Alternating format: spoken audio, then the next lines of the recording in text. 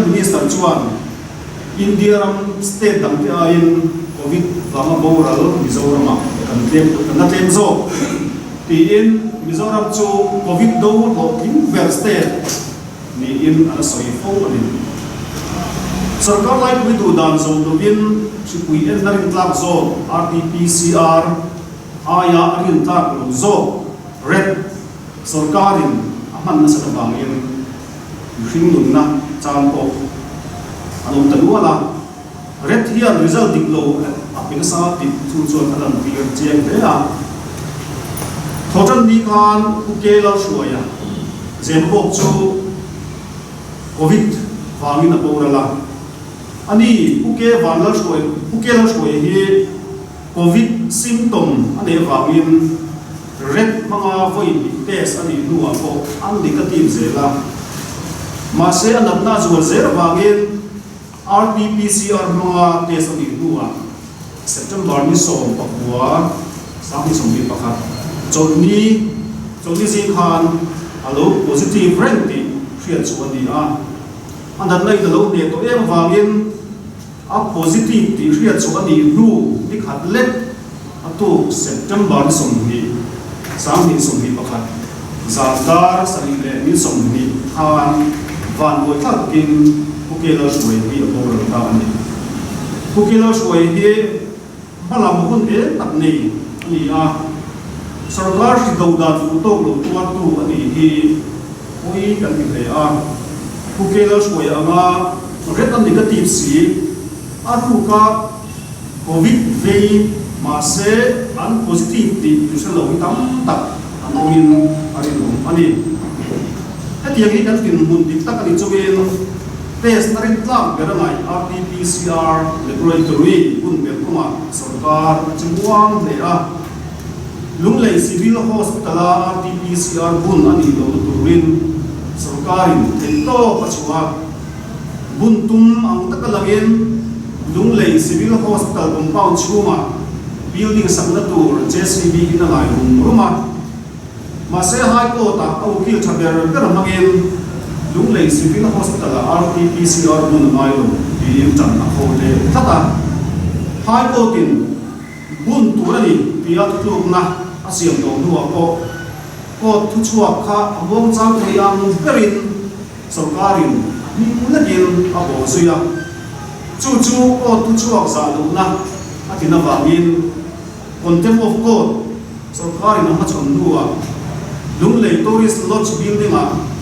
tuna dia to mai polte vilna huaya RT-PCR bun na tu hi wang chang in sarkarin ma na ve chau ni covid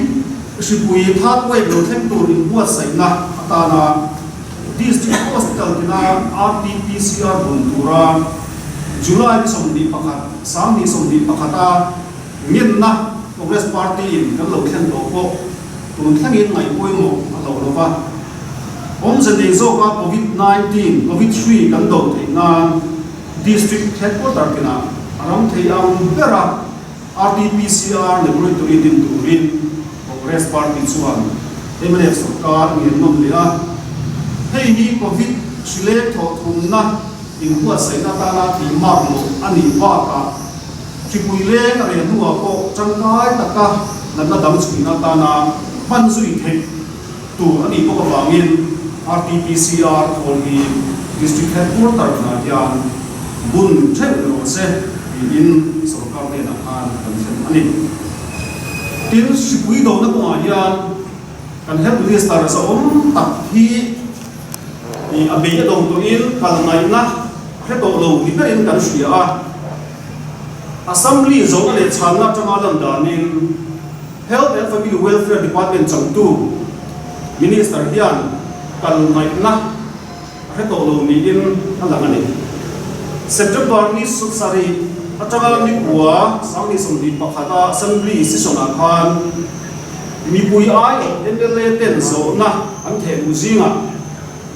health minister in chana pe the zo na health department chungchang bi zo na som thum paru omani zo na thet khat pe cho thupui do na koma sarkar in buat sai chungchang te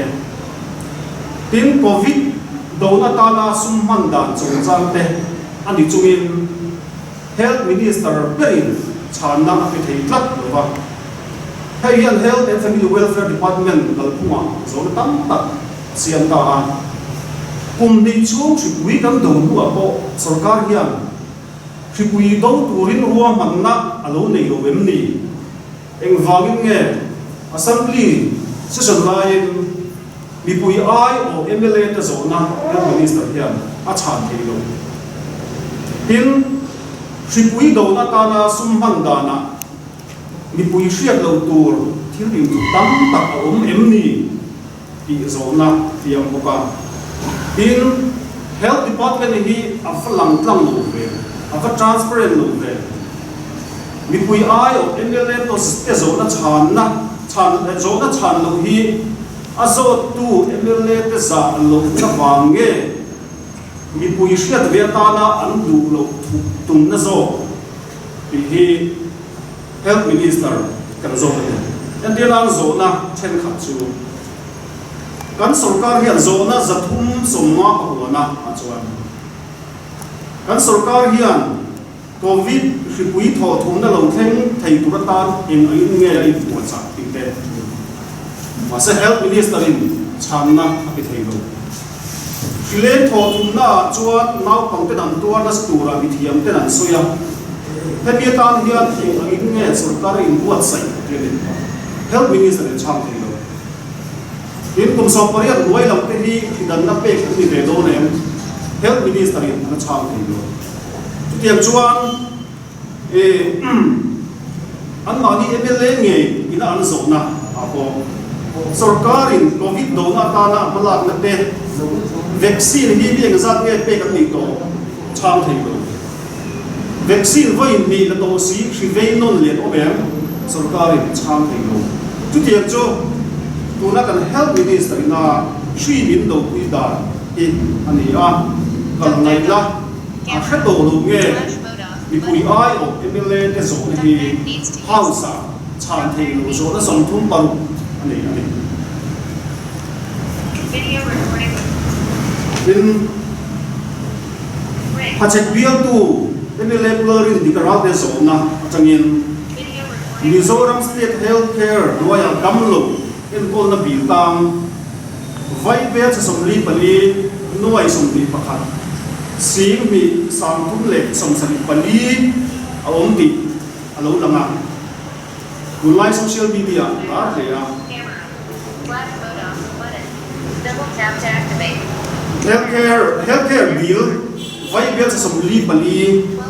12:30. nuai somli pakhat sing mi sam thum le som sali pali pat me kan ya heti lai hian kulal duman healthcare scheme chung chang thil dam a zo chu Screen on. health minister hian a chang lo lo ni Swipe up with two in fingers. healthcare bill ka thei lo chung ka tam tak kuna hian mang angin an ve ka covid shipui wanga lockdown ta ri wangin chung ka tam tak sum le pai la na a chia a thu sopa heti anga an dam lo na bill thina bat sak an ni le zel hi sarkarin arang lamin an har sat na hi chin fel sak thuai turin kan ngien bok ani aka help lam pangani ta tin higher technical education in Goldan hi Enfield puingai tam le a Rusa Royal College sang assistant professor mi samru paru te po October somthum pakhat samni somni pakhat thale hian an trama top dona me atang khan lo an la thei to lova an ni hian ta cheng sing sali an to ani e tianga thanga zet do lak thei lo chan soi fi na hi Mizoram sarkar in tu ala le lo ka in an tram to kuna an zel dan tu chung chang ko higher technical education minister Dr. Aram Khale hian PAB meeting minute be chanin an har sat na hi chin fel sak thuai turin Congress party chuan kan mien bo bin health minister Dr. Aral Thanglen en kon na nuaya MF sarkar hi do na konga kan ngai na ka to lo ti ha chiang ka ne a RT-PCR le din bel ngai na hlova in covid medical operation team chairman Dr. Zadar Thiam Sang ko in ti ngai nan hriat to lo thu hi zim chung ka in khom na sui chuak ya le covid do na ko ma an ho cham chen he lai an ma ni sum do na dur building khar sak la ma ro an ho thing the thung covid awanga ram hum kan boi lai health minister chuan homestay tour building lian tak leng puyan pol pula lo sa zo be ra mani lo ka best citizens of India wa tong tu Dr. Zadar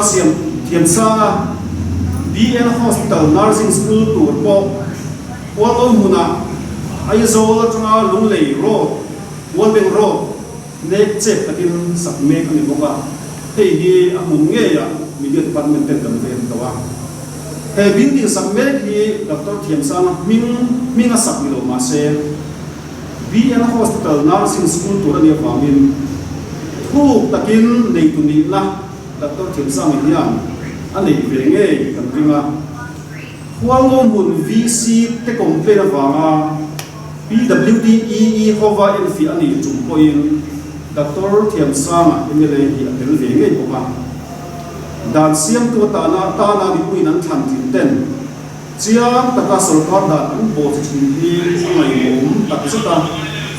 hetiam dan pal zut na hi Congress party in thiam zar sarkar na alo chang le the ni chuan kam do da tak do na